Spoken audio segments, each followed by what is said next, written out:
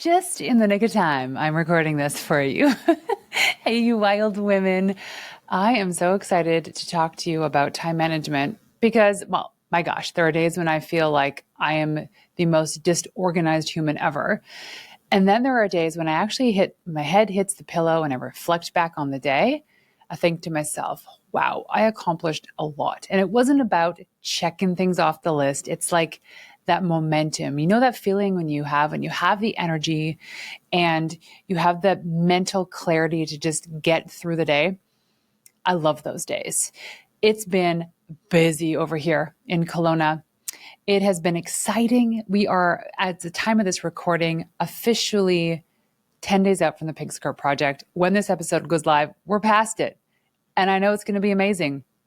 But it got me reflecting on all the things that I did ahead of time. We're talking 6 months out that allowed me to have more freedom in my calendar. So we actually started promoting the event in October for June 12th, for the date being June 12th.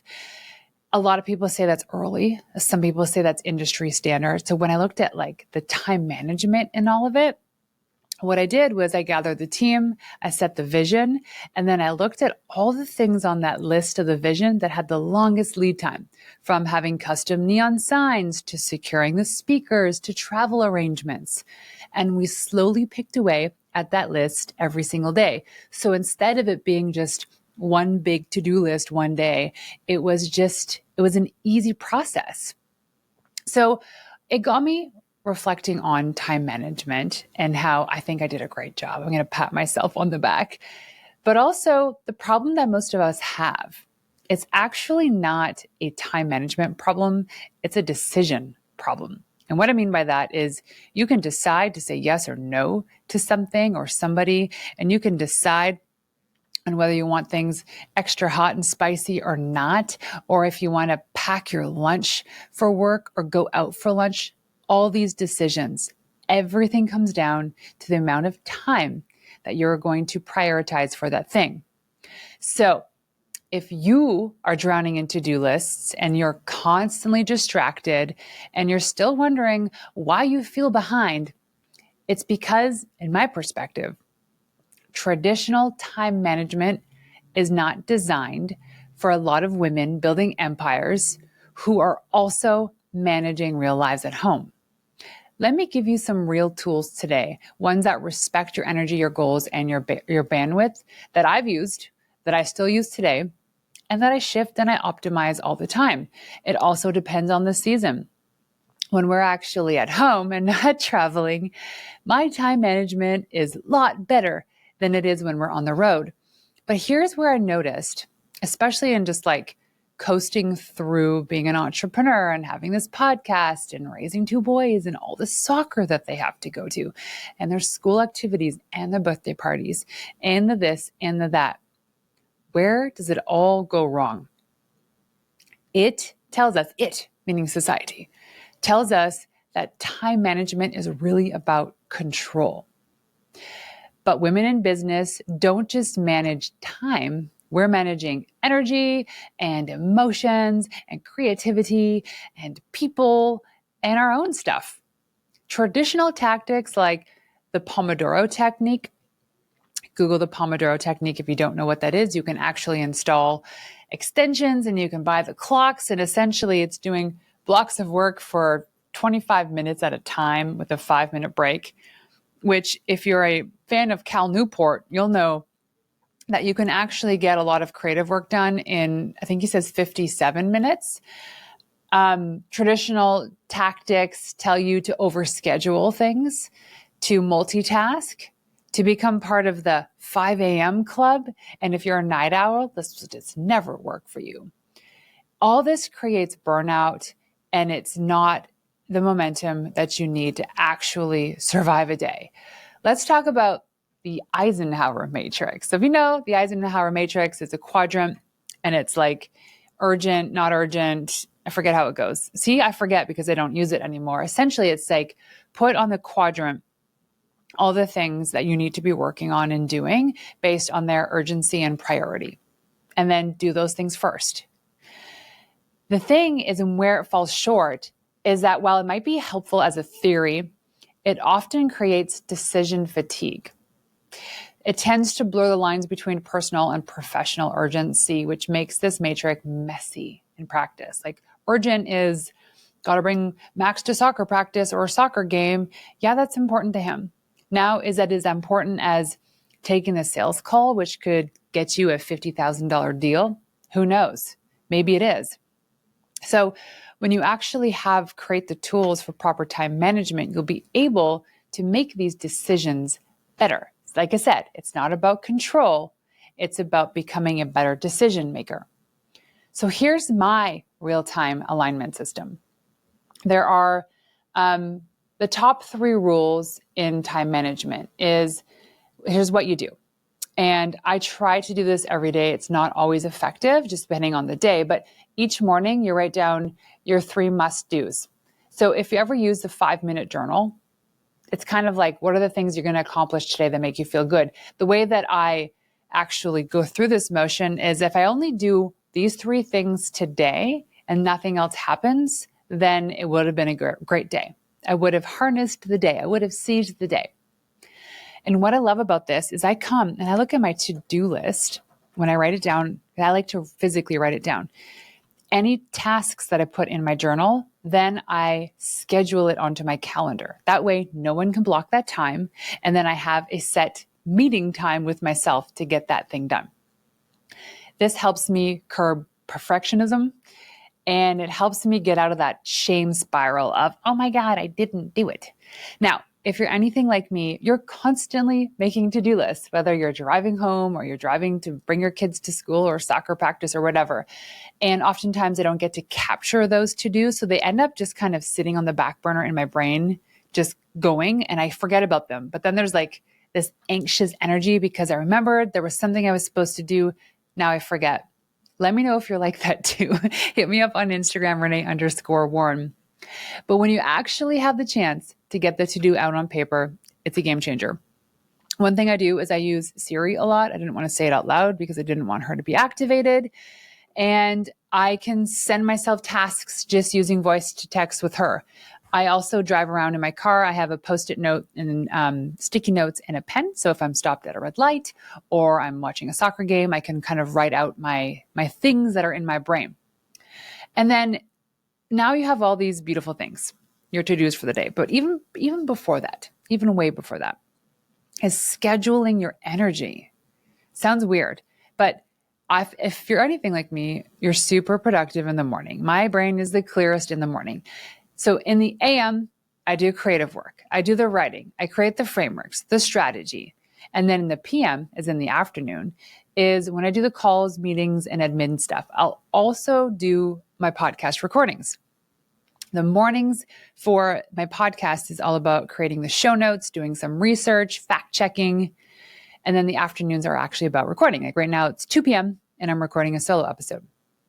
When you protect the morning, you have to protect it like it's your revenue generating time block, because it typically is. It's the most important time of the day. We usually have the most potent power in the morning and less anxiety knowing that we have the whole day ahead of us to complete the tasks that we wrote down. The next thing that is really important to do is to batch like a boss. So you have to group similar tasks together, like sales calls, podcast recordings, family CEO work. I don't often put meetings on Mondays, but when I have to, I will. And it's my creative day. And it's also my mom CEO day. So this is when I'm like signing the kids up for soccer or camp or passport renewals or anything to do with school and their extracurricular activities. I will do it on Monday. And then Fridays, I take quote off, but I never take it off. It just means that you can't schedule a podcast recording with me. There's no sales calls. The only meetings that I would have would be like team meetings about stuff that we got done that week or didn't get done that week. But for the most part, the Fridays are like the catch-all days where I can close the loop on all of these open things that have happened during the week. So when you batch things, you can show up in the same energy like we talk about scheduling your energy for the tasks that you need. It stops you from context switching and helps you keep your energy in alignment with the right tasks. I actually did a really great episode with Jillian Harris, episode 365, called Balancing Business, Family, and Boundaries Without Burning Out. And she gives us the lowdown on what her week looks like. And if you follow Jillian Harris on Instagram, you'll know she's a busy woman. She's traveling. She's getting married this fall. She has a couple businesses. She's got a lot on the go. And there's a constant need for her time and a constant desire for her time. But when you actually hear what her week looks like, it seems so doable. Like she takes Fridays off and she doesn't work after 3 o'clock or 3:30 in the afternoon because that's time with her kids. So she protects those times. It's really important. That way, anything that does take her time during the day falls under, which is the next thing, the F yeah filter. So these are and just understanding that whenever you say yes to something means you're saying no to something else. We know this. So this is time when you evaluate like social invites, opportunities, collaborations, being on podcasts, whatnot, starting a podcast. And so for Jillian, as an example, she has an F yeah filter or an F no filter. F yeah means this is going to drive her vision and her mission forward. F no means it's not the right time, not the right energy, or just not the right opportunity. And so she got really good at saying no. Let me tell you, I had her on my podcast a couple episodes ago, but it took me 2 years to finally get on my show. And I pitched her team several times. And it went to her, pitched the team, it went to her, and she said, nope, nope, nope. And in my mind, I knew it was just a not now. I eventually had her on my show because it eventually became an F yeah filter. Now we can double click on this for a second.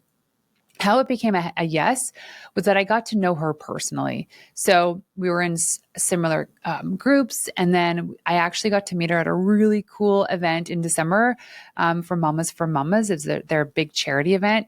And we just connected. And now we kind of chit chat on socials. But it became a yes for her because she got to know me. And I think that's a beautiful filter. So if you are a podcast host yourself and you take guests, for me, it's either that they have accomplished something really incredible and have an amazing story to share, or I know them personally. And oftentimes it's that personal route that I take. I don't care how many followers you have. If I know you personally and you have a great energy or a great story, you can come on my show. So the F yeah filter is basically saying like, we get invited to a million things a week, and I have established boundaries and rules with my husband that I am a one event per week person. I can only go to one social event per week without feeling burnt out. And it's because I'm an introvert. Like my default, my like best part of the day, my default is going home, putting on my PJs, washing my face, having a cup of tea, hanging out with my kids, maybe reading a book, watching the sunset, and not have to be with other people. I'm a sensitive soul, so being around other people's energy, even if it's good, can be draining for me. So I always say, if it's not an F yeah, it's a no, because every yes steals time from something that actually matters. So for us, it's like family time, kid time, time with my husband and I, time with our team, or time working on our passion. I always say buckets before blocks. So you think about how to batch your days, right? We talked about batching the things to go on the right days with the right energy. But even way before that, you got to bucket before block, which means what are your main categories of life?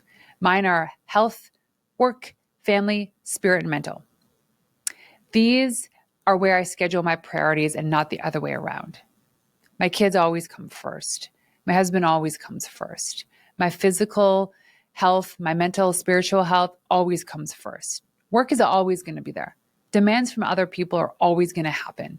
And if my foundation isn't great, then I can't be of service to other people and perform at the best that I can for them and for myself. So buckets of your life before blocks. And when you see yourself circling a bucket that you think is a priority that is not your health, you have an issue. And we'll talk about that another day. your priority should always be the foundation of a healthy mind, body, and soul. So you need to protect your energy like it's capital, because it is. You know those days when you show up to work and you got so much brain fog and so much going on, you're overwhelmed. You cannot perform at the level that you should be performing. So you need to protect your energy. Guard your energy windows. No meetings for us, like no meetings the day before or after I travel. With the Pink Skirt Project, the week leading up to the event, no big meetings. The week of the event, no podcast recordings, no sales calls, no meetings. It's 100% focus on the event. And if I don't have anything to do, then the only thing I'm doing is working on myself. Resting, working out, hydrating, eating well, having the right conversations so that when I show up on that day, I'm the best version of myself for the people in that room. I don't record podcasts when I'm depleted. I've done this on several occasions because the team needed me to record a show. And there were a couple of times when we were traveling in Austin, Texas, and I was not feeling well at all. And I tried to record an episode. I got it out. It was a grind. And let me tell you, you can hear the lack of energy. You can hear the lack of focus. So we will not record episodes when depleted. This is why I don't take 1 day a month or 2 days a month to just batch record episodes. Because if something happens on those days where I can't show up at all or to the best capacity, all of that content is ruined. So we spread it out. Every Wednesday, I have a block to record solo episodes. And then with interviewing people, sometimes it's really only at the discretion of when they're available, but that's okay. We still don't record on Mondays or Fridays, and there's parameters around the time of day that we will record. Understanding that your rhythm and you need to plan for the recovery in advance. So when we travel, leading up to it, especially the 2 days prior, busy packing, making sure the kids have all their stuff, you name it. I have no mental capacity to do stuff like this. I remember one time I recorded an episode while simultaneously packing to go on a trip. I was so distracted that I shouldn't have recorded the episode at all. It's like, why put it out there if it's not even going to be great? So guard your energy windows. Here's another thing that people don't do, which blows my mind. Women, you are the worst at this, is they don't have an agenda for every meeting. Like if you have an hour-long meeting, you need to have an agenda of like what you're going to talk about. Here are the issues that I need help with. And here's what I say. If it doesn't have a clear agenda or an outcome, it's not a meeting, it's a vibe session. And vibes don't close deals. Now, I'll meet with my team for the event, and it's women, and we have fun, and we giggle, and we do silly things, but it's also kind of like therapy for me. However, we always come back to the agenda. We create a Google sheet, and everything goes in there, the things we're going to talk about, and the to-dos and responsibilities at the end of the meeting.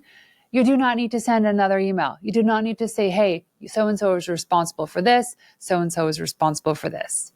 Don't do the email. It's all in the Google Sheet or the Google document with priorities of who's going to own what. After the meeting, you take that, you either write it down on a piece of paper or you schedule it into your calendar when you're going to do those tasks. You also need to learn how to say no without guilt. Like social events. Build in recovery days and keep them limited. Business commitments, run through the bucket and filter. I get asked to speak on podcasts. I get asked to speak at events. I get asked to accompany my husband, or my husband asks me to go with him to places. And if it's not an if I don't actually know the outcome of why they want me there or what the point of the event is, I say no. Like, sell me on the idea. It has to be beneficial or raise some sort of opportunity that is going to be more meaningful than me being away from my kids or the comfort of my pajamas. So I'll often say in these seasons, no, thank you for thinking of me, but I'm heads down with my event in this season. Or I'll say, thanks for thinking of me, but I'm focused on X, Y, Z until the fall. I've had sponsors that have come on to sponsor the Pink Skirt Project that have asked for me to promote their stuff in exchange for sponsorship. And I had to be clear with them.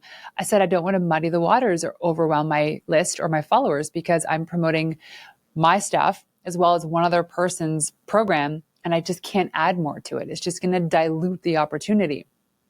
So say no without guilt. And it just means that they're going to find another person that's a better fit. And this can even be with friends. Like a good friend, when you say no to them, is not going to be triggered by it. They'll say, okay, thanks, cool. Is it ever going to be a good time? If so, when? If you listen to the episode with Brianna Middleton, oh my gosh, is that her name? Oh my gosh, her name is totally leaking out of my brain. From Create and Cultivate. She talks about this too, how every no to her is just a not yet. And she's like, why not? When will it be a good time? She needs to just close the loop because she needs to know, is it not now or not ever? And why can't we be more clear about that? If you're saying no because it's a not ever, say no, it's a not ever. So when I say things like, thanks for thinking of me, I heads down until the fall, it means that there's still a possibility. But if it's a heck no, I'll say, I'm just not in alignment with that opportunity, but I really appreciate you thinking of me. Close the loop for them. And sometimes you might think like you're being rude, but it's not. It's like you're actually doing them a favor by taking your name off their list. They will not follow up with you again in the future. And lastly is the time expansion rule. Oh my God. Whatever you plan, double it. And whatever you have scheduled, have it. And this is what I mean. If you plan to host an event, for instance, for 350 women, just know it's going to take you twice as long. And then for every meeting you have scheduled, have it. Meaning, for some reason, our society defaults to always scheduling hour-long meetings. For what? Most 60-minute meetings can be 30. Most 30-minute meetings can be 15. And most 15-minute meetings can be a quick Vox message, text message, phone call, or email. Don't default to always scheduling hour-long meetings. It's such a waste of time. People have so many other things they need to do with their lives other than just filling the time because it's scheduled. I remember, this was like the thing I hated the most about owning an agency and agency life was the amount of times clients wanted to have calls to just be caught up on stuff or in the loop, and they would always be an hour. And I would sit there and it was so awkward because there was nothing that we needed to talk about that wasn't already in the report. If they had a question, they could text me or call me. But they wanted to have these bi-weekly scheduled meetings. And it got to the point where I actually had to write it in the contract. We do not do that unless there's something important to talk about.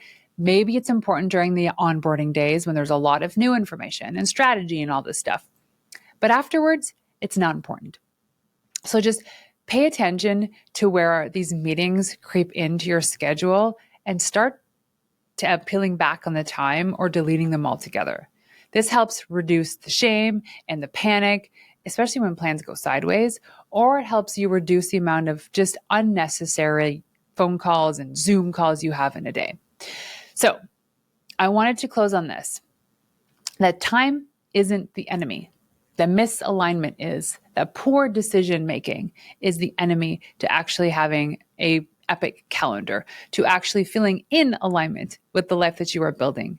We all have the same 24 hours in a day, but we all do not have the same emotional load or support systems or capacity.